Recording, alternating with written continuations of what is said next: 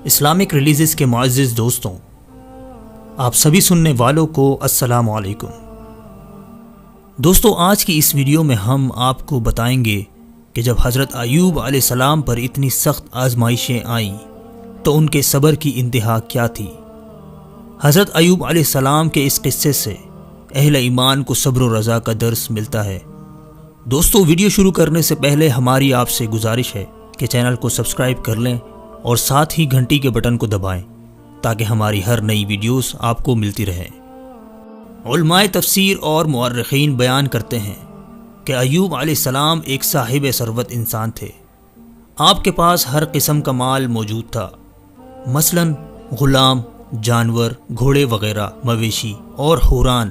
شام کے علاقے بسنیہ میں وسیع اراضی کے قطعات بھی تھے۔ اس کے علاوہ آپ کی بیویاں اور بہت سے بچے بھی تھے۔ آپ سے یہ سب کچھ چھن گیا اور آپ کو سخت آزمائش سے دوچار کر دیا گیا۔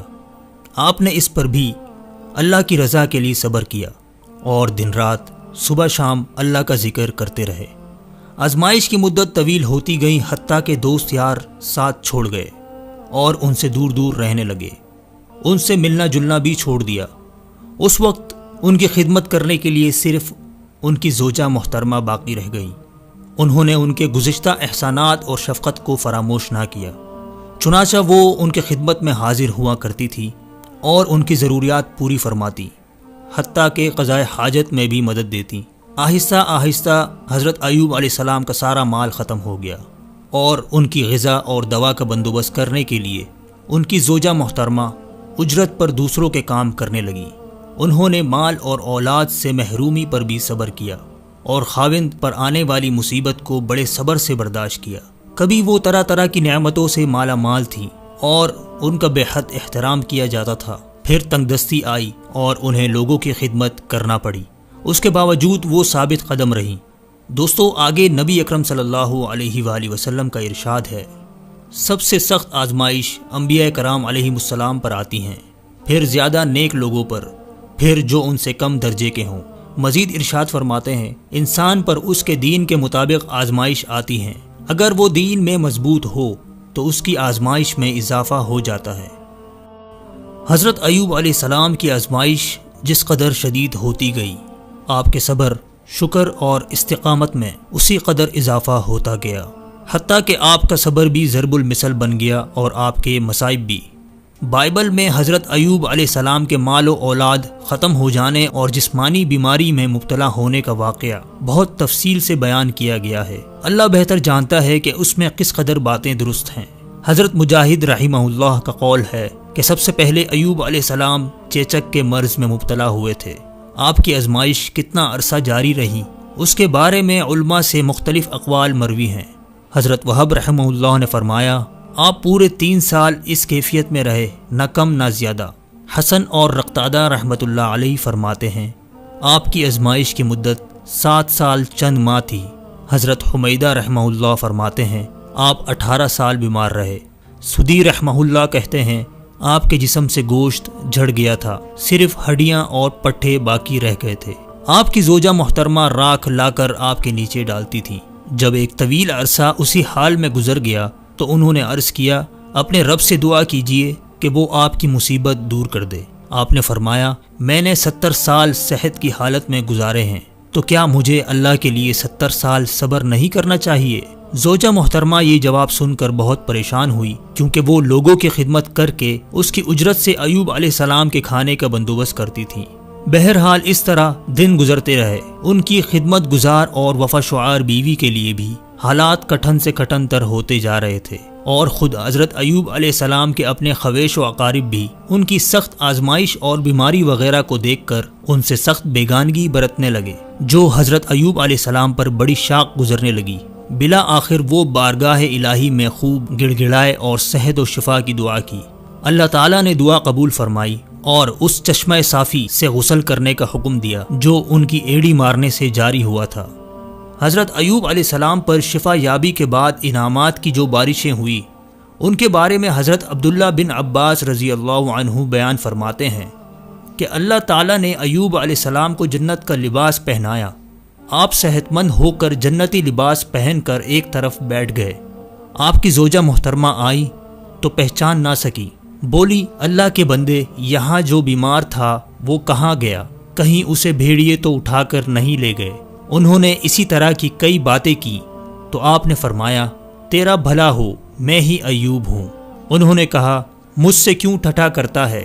آپ نے پھر فرمایا تیرا بھلا ہو، میں ہی ایوب ہوں، اللہ نے مجھے میرا صحیح جسم دوبارہ دے دیا ہے۔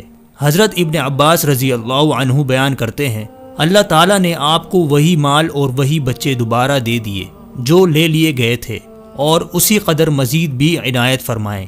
وہب بن منبع رحمہ اللہ فرماتے ہیں کہ اللہ تعالیٰ نے آپ کی طرف وہی نازل فرمائی، میں نے تجھے تیرے اہل اور مال دوبارہ دے دیے ہیں اور ساتھ اتنے ہی اور دے دیے ہیں، اب اس پانی سے غسل کر لے، تجھے شفا ہو جائے گی، اور اپنے ساتھیوں کی طرف سے قربانی پیش کر اور ان کے لیے مغفرت کی دعا کر، کیونکہ انہوں نے تیرے معاملے میں میری نافرمانی کی ہے۔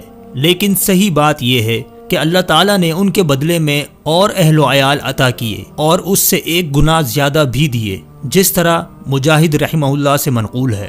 حضرت ابو ہریرہ رضی اللہ عنہ سے روایت ہے کہ نبی کریم صلی اللہ علیہ وآلہ وسلم نے فرمایا جب اللہ تعالیٰ نے ایوب علیہ السلام کو صحت عطا فرمائی تو آپ پر سونے کی ٹڈیوں کی بارش کر دی، آپ انہیں ہاتھوں سے پکڑ پکڑ کر کپڑے میں ڈالنے لگے، آپ کو ندا آئی ایوب کیا سیر نہیں ہوئے؟ آپ نے عرض کیا یا رب تیری رحمت سے کون سیر اور مستغنا ہو سکتا ہے۔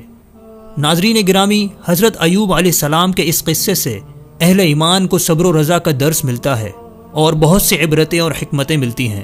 اللہ تعالیٰ نے حضرت ایوب علیہ السلام کے صبر و رضا کی تعریف و ستائش کرتے ہوئے فرمایا، آیت کا مفہوم ہے سچ تو یہ ہے کہ ہم نے اسے بڑا ہی صابر پایا، وہ بڑا نیک بندہ اللہ کی طرف بہت رجوع کرنے والا تھا۔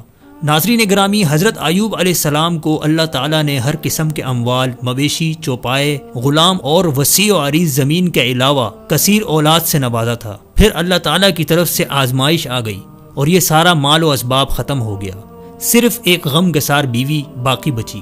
پھر آپ کے جسم کا بھی مرض کی شکل میں امتحان شروع ہو گیا، حتیٰ کہ آپ کو شہر سے باہر ایک ویرانے میں پناہ لینی پڑی۔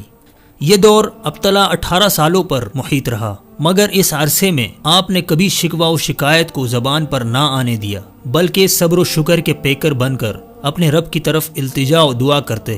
بالآخر آپ کی آزمائش ختم ہوئی اور اللہ تعالیٰ نے آپ کے صبر و شکر پر پہلے سے بھی زیادہ مال و اولاد عطا فرمائے۔ ارشاد باری تعالیٰ ہے، آیت کا ترجمہ ہے، ایوب کی اس حالت کو یاد کرو جب اس نے اپنے پروردگار کو پکارا کہ مجھے یہ بیماری لگ گئی ہے اور تو سب رحم کرنے والوں سے زیادہ رحم کرنے والا ہے، تو ہم نے اس کی سن لی اور جو دکھ انہیں تھا اسے دور کر دیا اور اس کو اہل و عیال عطا فرمائیں، بلکہ ان کے ساتھ ویسے ہی اور بھی اپنی خاص مہربانی سے، تاکہ سچے بندوں کے لیے سبب نصیحت ہو۔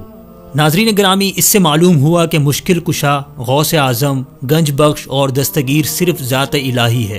مشکلات اور مصائب میں صرف اسے ہی پکارنا چاہیے، نیز امتحان و آزمائش میں صبر و رضا کا مظاہرہ کرنا چاہیے۔ صبر و شکر کرنے والوں کو رب العالمین اپنی خصوصی عنایات سے نوازتا ہے۔ رسول مقبول صلی اللہ علیہ وآلہ وسلم صبر و شکر کی فضیلت بیان کرتے ہوئے فرماتے ہیں، مومن کو جو بھی جسمانی دکھ، تکلیف، درد، حزن، بیماری یا غم پہنچتا ہے، حتیٰ کہ اسے چبھنے والے کانٹے سے بھی، اللہ تعالیٰ اس کی خطائیں معاف فرما دیتا ہے۔ ناظرین گرامی، اللہ تعالیٰ مجھ سمیت آپ سب کو ان سب باتوں پر عمل کرنے کی توفیق عطا فرمائے اور شکوہ و شکایت کے بجائے صبر و شکر کے پیکر بن کر اپنے رب کی طرف التجا و دعا کرنے کی توفیق عطا فرمائے، آمین۔ ناظرین گرامی، ویڈیو پسند آنے کی صورت میں اسے لائک کیجئے اور فیس بک اور واٹس ایپ پر اپنے دیگر دوستوں کے ساتھ بھی شیئر کیجئے، اور کمنٹ باکس میں ہمیں اپنی قیمتی رائے سے ضرور آگاہ رکھیے گا۔ ہماری اگلی ویڈیو آنے تک ہم سب کا اللہ نگہبان۔